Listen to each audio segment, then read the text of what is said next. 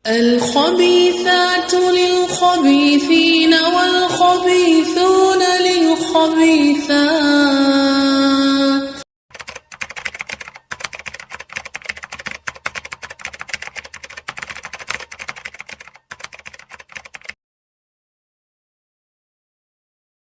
Baik, Asy-Syafi'i dulu. Asy-Syafi'i lahir di Gaza, Palestina. Waktu kecilnya sudah yatim. Imam Abu Hanifah anak yatim. Imam Malik anak yatim. Imam Asy-Syafi'i yatim. Imam Ahmad anak yatim. Sufyan Ats-Tsauri anak yatim. Sufyan Ibn Uyainah anak yatim. Imam Al-Bukhari anak yatim. Beliau berasal dari keturunan ke Ahlul Bait, dari Al-Muttalib. Bertemu dengan Nabi SAW di di Muttalib. Di Al-Muttalib bin Hashim. Jadi beliau termasuk Alu Baiti Rasulullah sallallahu alaihi wasallam. Umur 7 tahun sudah hafal Al-Quran 30 juz. Kemudian menuntut ilmu hadis. Guru-guru hadisnya jelas. Malik bin Anas, Imam Mazhab Maliki. Sufyan ibn Uyainah, Imam hadis dan fikih pada masanya di dua tanah haram, Makkah dan Madinah, di Hijaz. Abdurrahman ibn Mahdi, faqihul Basra dan imam hadis di situ. Waqi' ibnul Jarrah, faqihnya Kufah. Dan Yahya ibn Sa'id al-Qattan adalah faqihnya dan muhaddisnya Basrah. Dan masih banyak, ratusan lagi guru-guru Imam Asy-Syafi'i rahimahullah yang semuanya adalah orang-orang kenamaan dan terkenal dengan Ahlus Sunnati wal Jamaah. Artinya tidak ada guru Imam Asy-Syafi'i kecuali Ahlus Sunnah wal Jamaah. Selesai? Cukup ringkas saja ya, dosa panjang-panjang. Nah, sekarang Imam Abul Hasan Al-Asy'ari. Imam Abul Hasan Al-Asy'ari rupanya yatim juga. Yatim juga. Beliau juga yatim dan ibunya menikah di waktu beliau masih kecil dengan seorang pentolan Mu'tazilah. Dengan tokoh besar Mu'tazilah. Namanya Abu Ali Al-Jubba'i. Ini adalah pembesar Mu'tazilah. Inilah yang mendidik beliau sampai umur 40 tahun lamanya. Mazhabnya apa? Bermazhab Mu'tazilah. Mu'tazilah itu siapa? Orang yang mendahulukan akal daripada wahyu. Mendahulukan akal daripada wahyu. Asal wahyu tidak sesuai akal, maka wahyu mesti dikuatkan. Afwan, akal mesti dimenangkan. Makanya Mu'tazilah bersekuku mengatakan Al-Quran itu makhluk. Apa sebab? Supaya mereka bisa mempertentangkan antara akal dengan Al-Quran.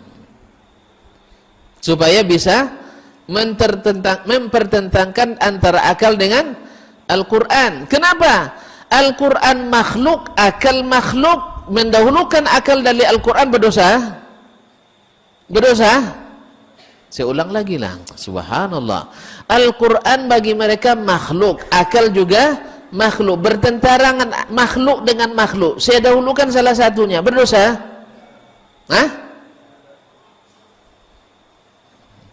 Ikhtilafal ulama.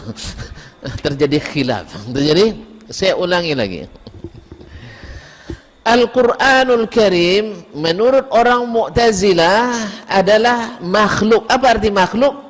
Ciptaan Allah. Sebagaimana air ini ciptaan Allah, ini ciptaan Allah, semuanya adalah ciptaan kita, ciptaan Allah Subhanahu wa ta'ala. Akal ciptaan siapa? Ciptaan Allah. Bila bertentangan antara akal dengan Al-Quran yang kedua-duanya makhluk, lalu saya dahulukan akal yang ciptaan Tuhan, kata mereka, ciptaan Allah, dan Quran juga ciptaan Allah. Dosa? Khilaf lagi ya. Mendahulukan salah satu makhluk dari makhluk yang berdosa. Bagi mereka enggak. Karena ini juga makhluk. Tidak mungkin Al-Quran lebih kuat dari akal. Itulah pendek ceritanya bagi mereka. Tidak mungkin Al-Quran lebih kuat dari akal. Karena akal itu adalah membedakan yang baik dengan buruk dengan akal. Menentukan yang hak dengan yang batil dengan akal. Akhirnya mereka banyak menolak ayat Al-Quranul Karim.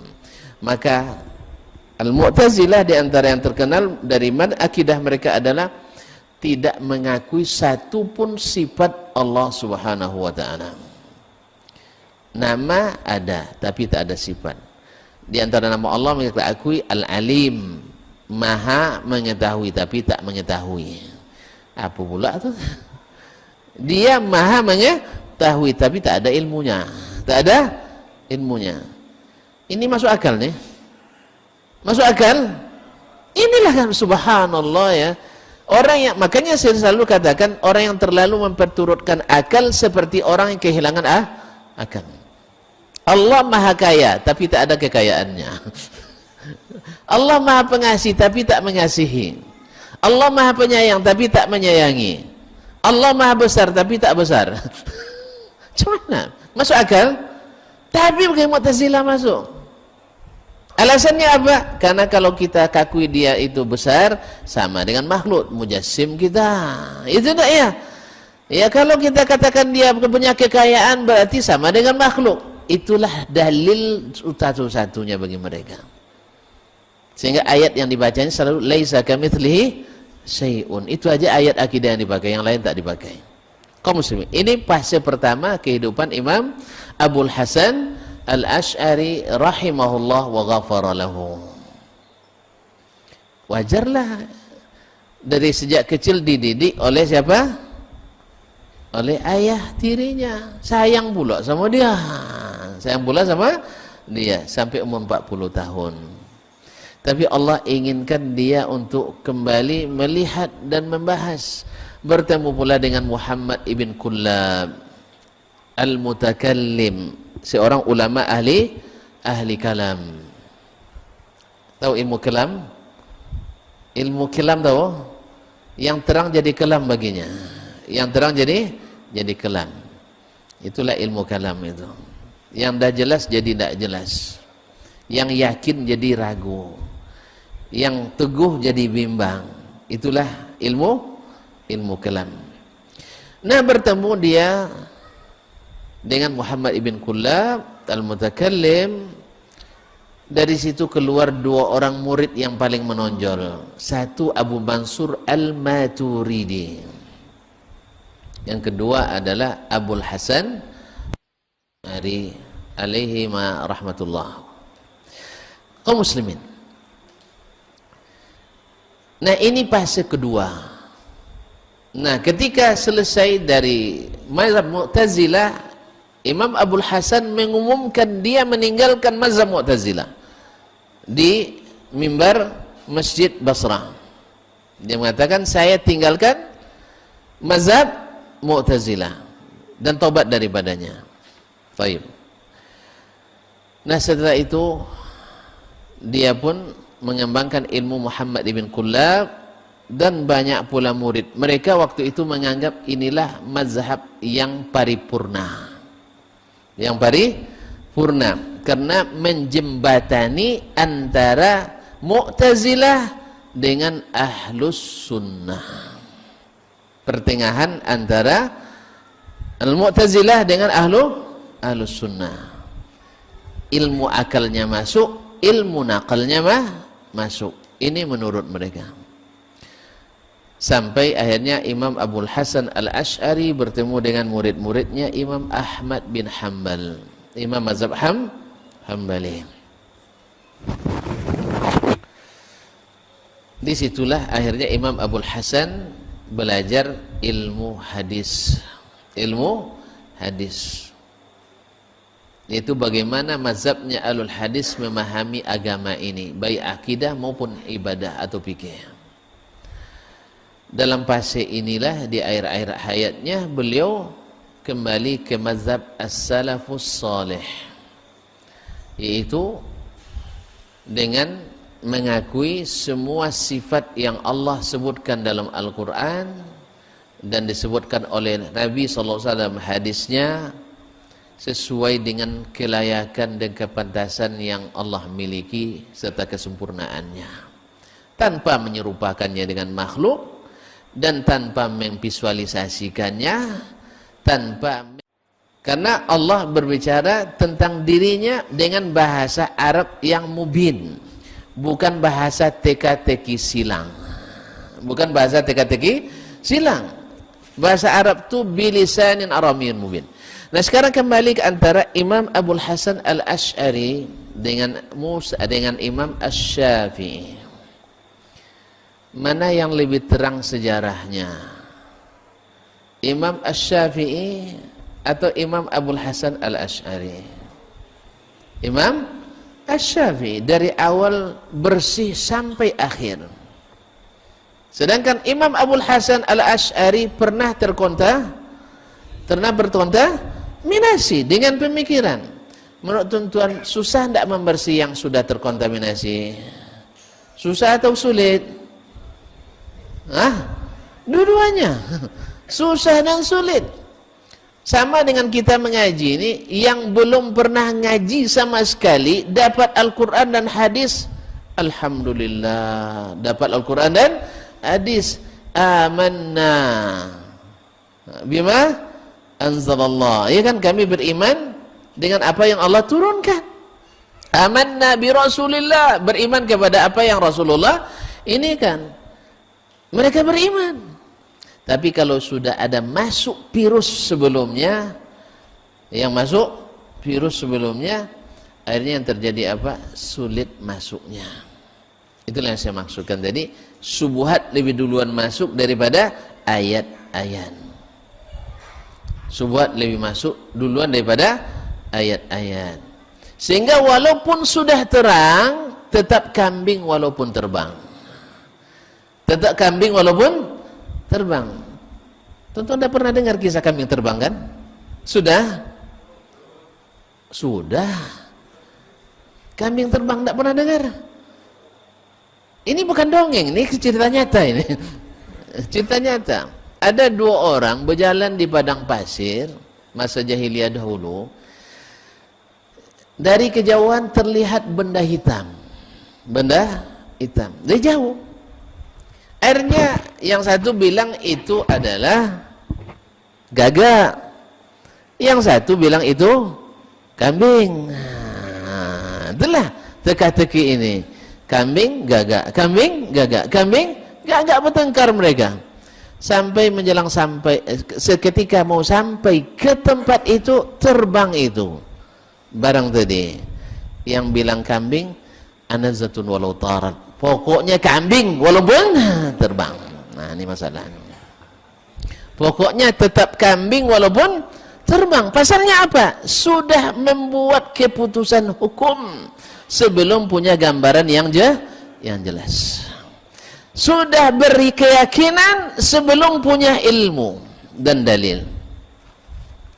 Dan masalahnya imannya bukan pada Al-Quran dan hadis, bukan pada firman Allah dan sabda Rasulullah, tapi pada perkataan si anu dan si ana, si fulan dan fulana, ya kan, si ani dan si ana.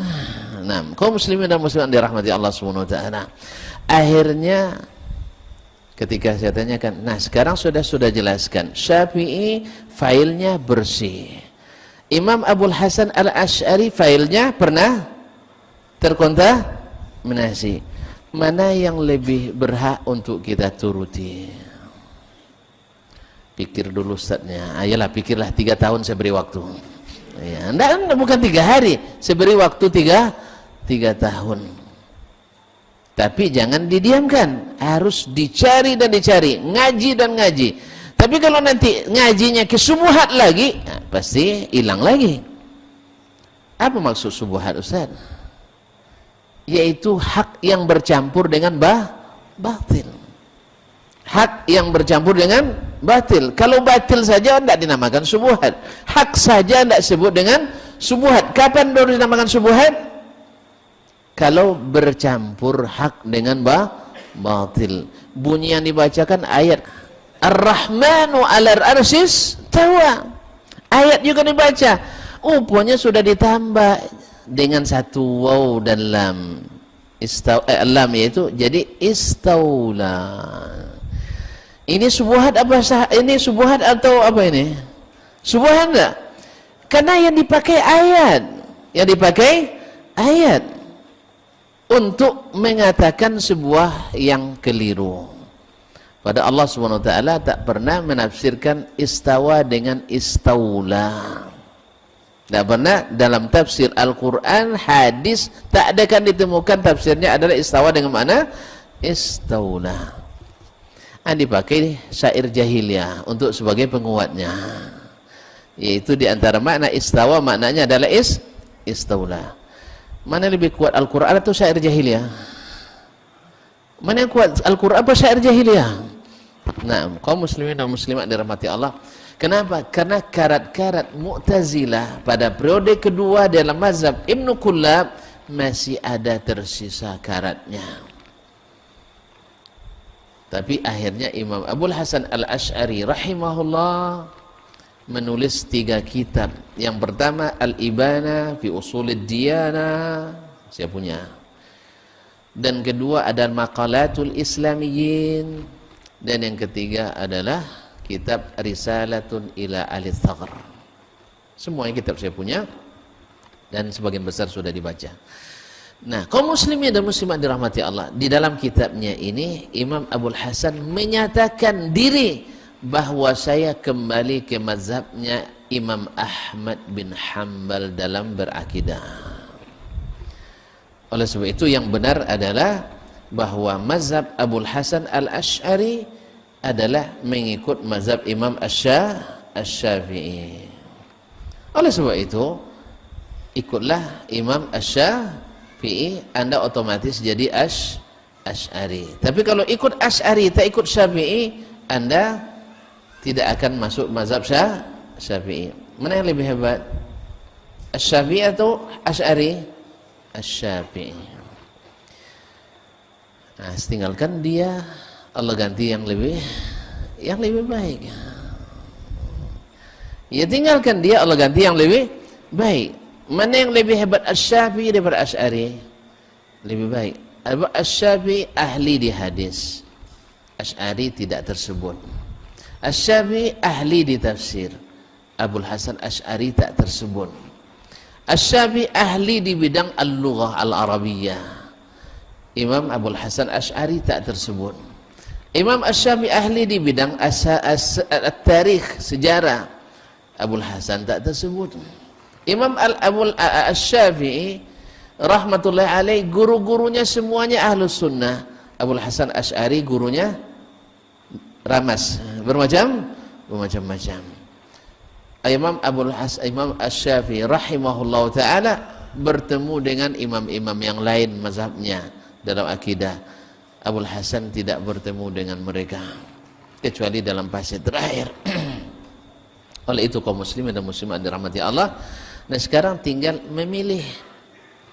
Nanti Allah ganti yang lebih baik. Cuman subuhat senantiasa mengganggu kita untuk memilih mana yang lebih baik. والطيبات للطيبين والطيبون للطيبات أولئك مبرؤون مما يقولون لهم مغفرة ورزق